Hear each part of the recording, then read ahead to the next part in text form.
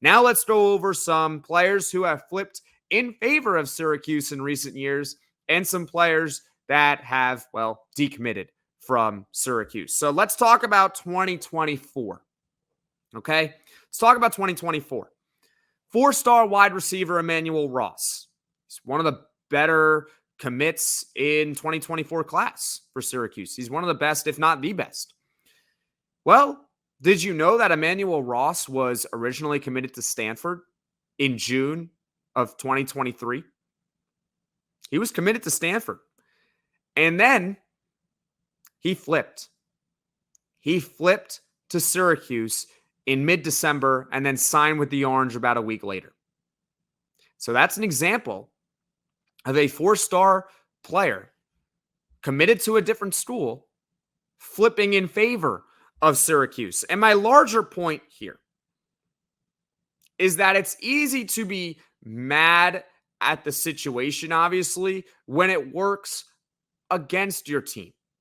When it works against Syracuse like it has in recent days with Izayia Williams and Demetres, it sucks. And we just get frustrated and we're upset and we're mad that the players are flipping and we're saying, why are they flipping? What's even the point if they can just flip?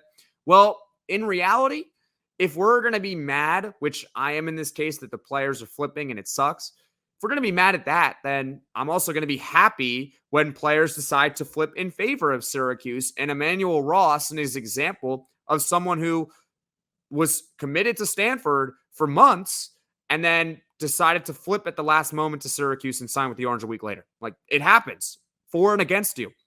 Three-star wide receiver Jaylan Hornsby. He was committed to Texas A&M. Flipped it to Syracuse. Great. We're all happy about it, right? Three-star running back Yasin Willis, who had a monster spring game. And I think we're all excited to see him play. Yasin Willis. He was committed to Pitt. Now he's playing for Syracuse. It works for and against you. It happens, right? So those are just three examples in 2024 that I can think of off the top of my head. Okay?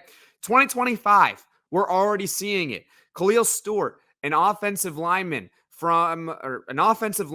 committed to Syracuse. Well, he was originally committed to Maryland. So the Orange have already flipped someone in the 2025 class. Right there. Boom.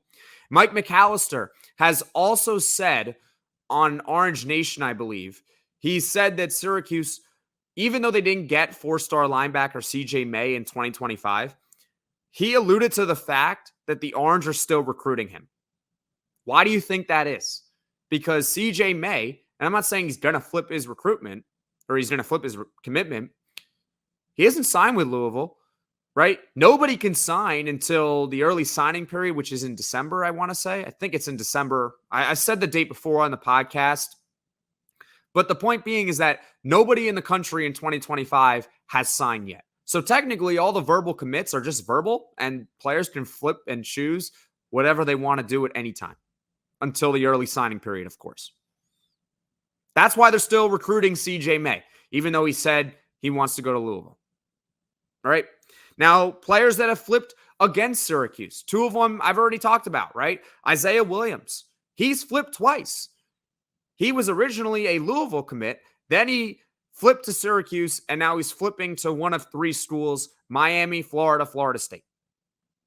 All right. Demetres, talked about him too. He's now reclassified to 2025. He's with Florida. I didn't really touch on this on the podcast either, but Henry Searcy, a long snapper committed in the 2025 class for Syracuse, is now going to Pitt. He's committed to Pitt now. So with all that being said, it's easy to feel frustrated when players are decommitting from the program because you don't want to see players decommit from the program. But at the same time, we're cheering or pom-poms are out when a player decides to flip to Syracuse, and we're really happy about it. So I guess the takeaway here is that you kind of just have to move on and almost like be a soldier. You just have to, keep trucking along here. That's just how it is in recruiting. You just don't know at any given moment what is going to happen. You have to stay on your toes. And that even when you land a verbal commit, you still have to keep recruiting. You still have to keep recruiting. That is the bottom line. You could say there's no loyalty and everything like that. And I agree with you. There really isn't a lot of loyalty, but there's a reason for that. And that's a lot of NIL money and everything out there, and comfort, and the fact that they don't have to show loyalty sometimes. If you're looking for loyalty, sports is not the place to go. That's just the truth. There used to be loyalty in college football and college sports for that matter, but the rules have made it so that it no longer really needs to be the case.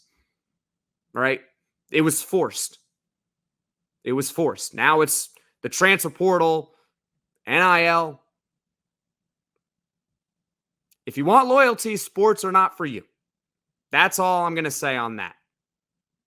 So, yeah, it's easy to get mad when players are decommitting, but, players have also come to Syracuse flipping their commitments. So it's good and it's bad.